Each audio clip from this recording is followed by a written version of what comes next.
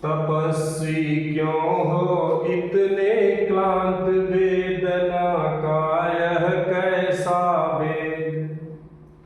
आह तुम कितने अधिक हताश, बताओ यह कैसा उद्वेग।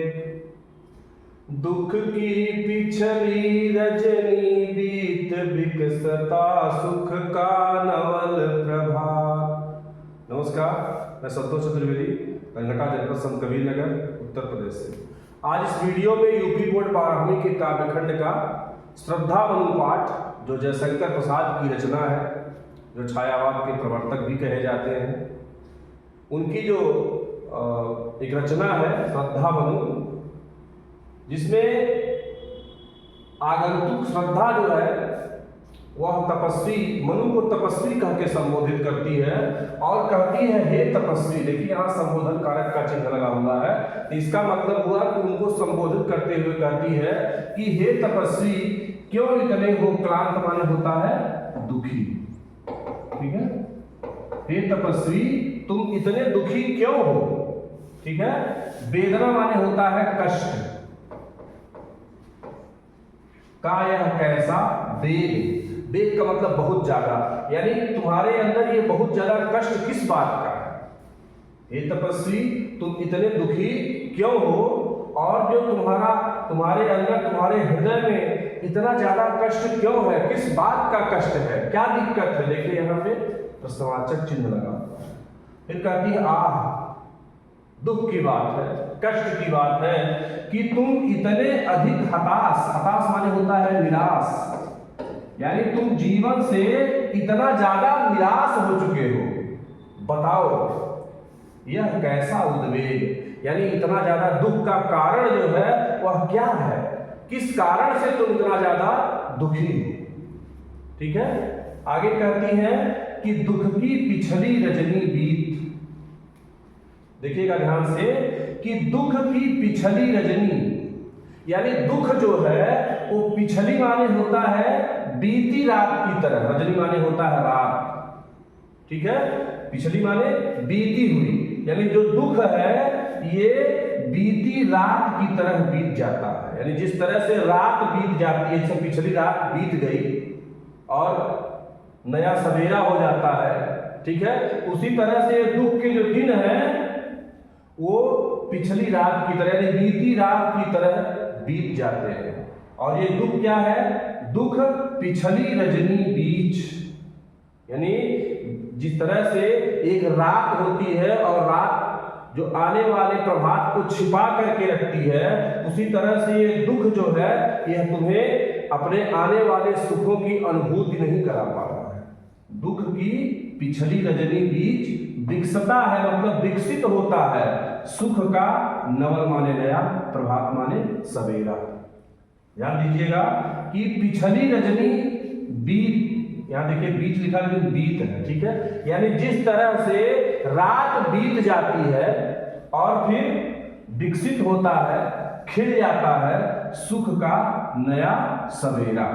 ठीक है, तो आपका ये दुख है ये भी क्या है, एक रात की तरह है। जिस तरह से रात बीत जाती है और फिर नया सवेरा हो जाता है, तो तुम्हारा दुख भी जो है इसी प्रकार से है।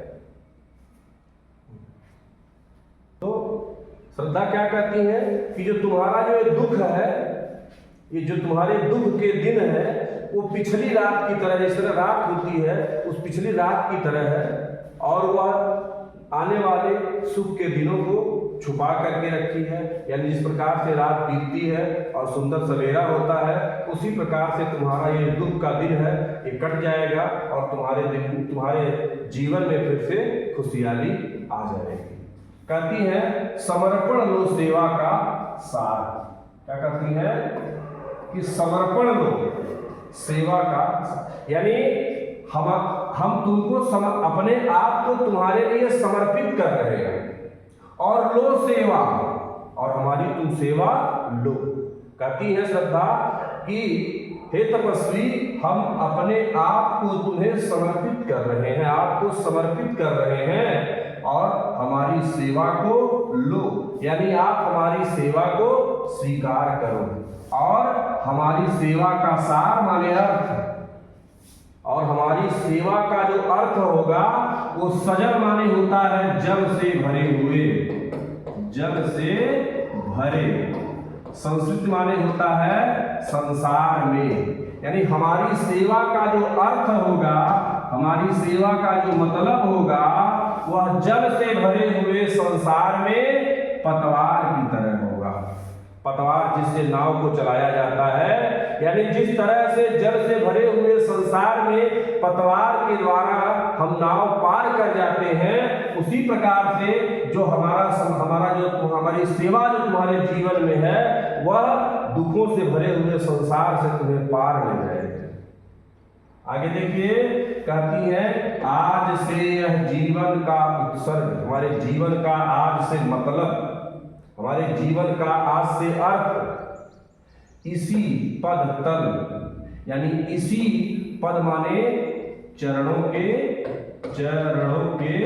तले माने नीचे, यानी आज से हमारा जो संपूर्ण जीवन है, ठीक है, इसी पद तल यानी इसी चरणों के नीचे है, तुम्हारे कदमों में है।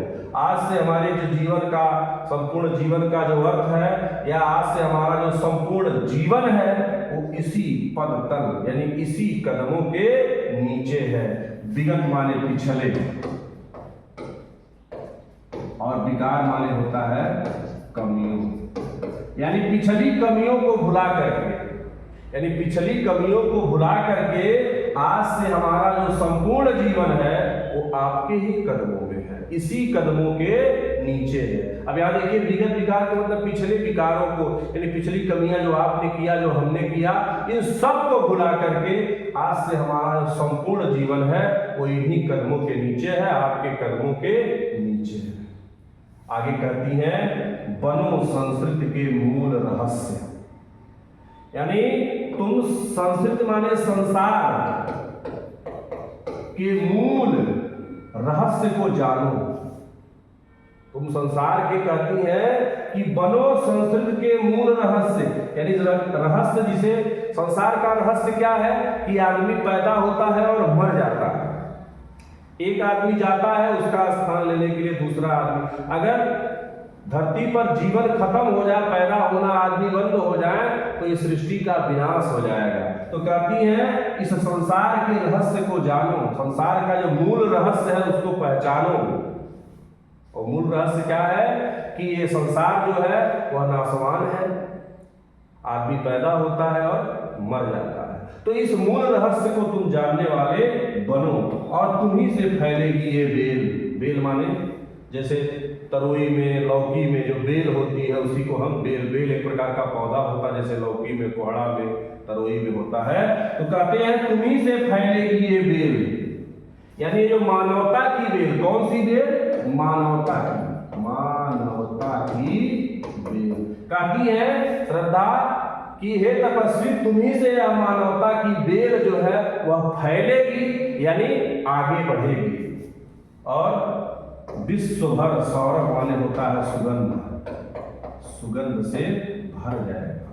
और यह कौन सी बेल है? ये लौकी और कद्दू की नहीं है, ये मानवता की बेल है। यानी फिर से जो मानव संस्कृति अगर उत्पन्न होगी तो वह सिर्फ तुमसे ही होगी, और पूरा विश्व जो है वह मानव रूपी छोटे छोटे पुष्पों के सुगंध से भर जाएगा। और तुमने अगर मेरा साथ दिया तो संपूर्ण जो विश्व है वो छोटे छोटे मानव रूपी पुष्पों के सौरभ माने होता है सुगंध से वो भर जाएगा। और इस मानव रूपी पुष्पों के से खेलो सुंदर खेल, यानी उनकी किलकारियों के द्वारा।